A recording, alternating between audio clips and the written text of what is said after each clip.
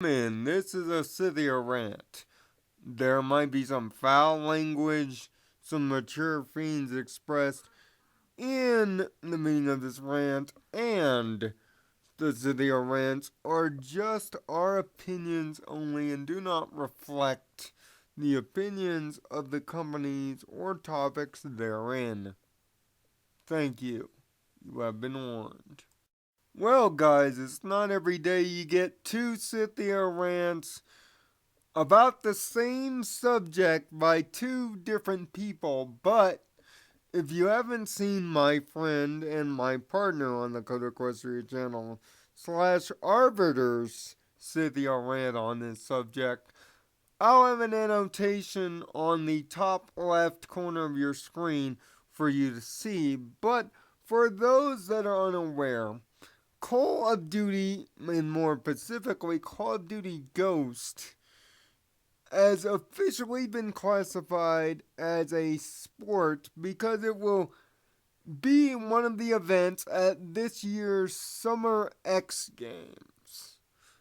Yup, the Summer X Games, ESPN's Cool Olympics that gave birth to the legend of Tony Hawk, to the 900, to snowboarders such as Shaun White and others, will now include competitive esports gaming as part of its lineup.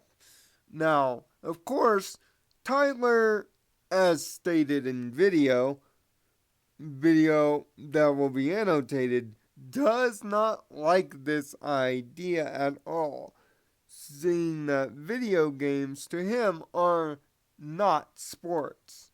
Now, granted, he by and large, if you include every aspect of video gaming, is correct.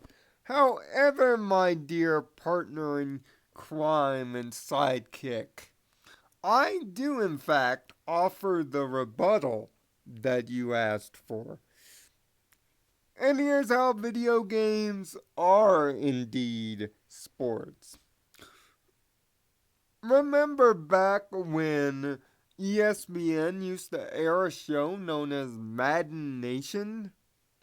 Yep, it was a reality show based around the best Madden NFL players from around the country competing competitively for a shot at $25,000 and the right to call themselves the best Madden player in the world.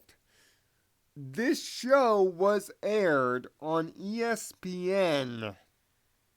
Since then, however, every year ESPN has been the proud sponsor and provider for the Madden NFL cover vote, something that they will continue on March 8th when they ask the fans to vote for Madden NFL 15's cover athlete. Well, what does this say about this topic? Well, it's the first instance of any kind outside of a video game only network that video games were used as a form of competitive means and broadcast like a sport. Heck, even the Madden Challenge itself used to be broadcast on G4 as well as the Madden Ball. Also, in other countries such as South Korea, StarCraft has become not only a national obsession to watch on TV, but is officially recognized as one of their official sports. Other countries use other games like StarCraft and others as a form of competitive means.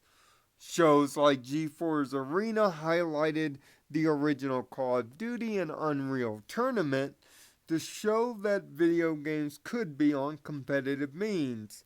Capcom just recently announced the Capcom World Cup, an esports competition set up using several different versions of their different fighting games, starting with the new Ultra Street Fighter 4. as well as the fact that, yes, Call of Duty has for the last 2 years been going on a major esports tangent, adding modes such as podcasting and others to invite the competitive esports scene. How, however, many people on the negative end of this debate will either have Tyler's point of view of it not being a sport, or they'll have hate and disdain that it is Call of Duty that is making this major leap into the sports mainstream through its esports system. Need I remind you that companies like MLG, Major League Gaming, and others pay gamers professionally up to checks up to more than $100,000 or more, depending on the game. Also, official brands such as Dr. Pepper, Monster Energy, and most importantly of all, Xbox itself happens to be the center point of these Call of Duty tournaments. Each of these with big money payouts and big celebration. Now, I do agree that video games as a whole is not a sport. There's not any physical exertion other than having to down a few more Mountain Dews and possibly getting blisters on your fingers.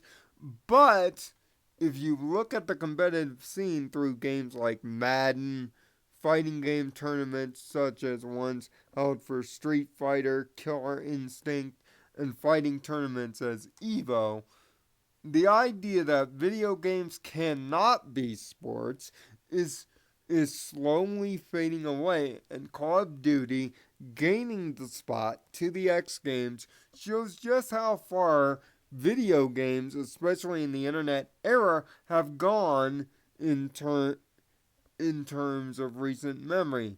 Never before will a video game be in a bigger spot.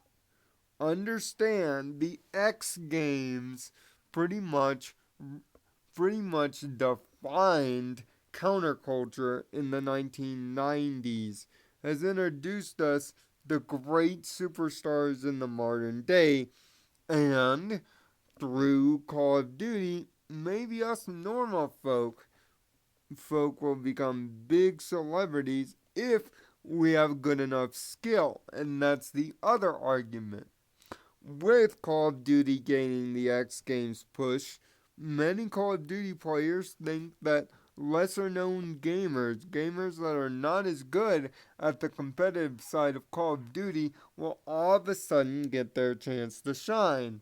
Well, take it from a person who watches ESPN on a nearly daily basis. This is not the case. Only the best gamers will get the pass to the X Games, and only the best teams will be showcased. Sure, it's not an act of physical exertion, I would say, to the YouTube universe and to my cohort, but it's more of a status of mental exertion and strategy. First person shooters such as Counter Strike and Call of Duty take an extreme amount of teamwork, strategy, and mental pre planning, plus the hours and hours of repeated play and practice preparing for a big tournament stage. However, under the modern definition of a sport, it is not a sport. But perhaps, again playing devil's advocate to my partner's argument, maybe it's time to redefine what sports actually is. Maybe it's time for sports such as cheerleading, marching band, and yes, even competitive video games like Call of Duty to be defined as sports. Many things in our counterculture that used to be unthinkable 20 years ago are now becoming the norm. And maybe the idea of electronic sports is, in fact, the sports of the future. Baseball ratings Baseball ratings have been historically down, and so has college basketball largely. Uh, as well as football ratings are always up, and golf and hockey have no real presence in the United States. Plus, soccer has not crossed over either, outside of World Cup, and a few cities that are MLS. My home state being one of them. But largely, there is a hole for a fourth or fifth national sport. Perhaps competitive video games is that, even if by logic it doesn't make any logical sense. After all, we all are humankind, and humankind often does things and supports things and also endorses things that are not logical. But the main question in this argument is, why is this happening? Well, unfortunately, Gamer Faithful, I have to blame each and every one of you for this action. Is because you bought Black Ops 2 and bought into the esports scene through watching competitive play on Twitch and even a short lived show on G4 that the growing esports monster has been able to grow seemingly unchecked in America. And the fact that Call of Duty is the standard bearer makes you angry? Well, you should have supported your other favorite games to be that standard bearer instead, other than Call of Duty.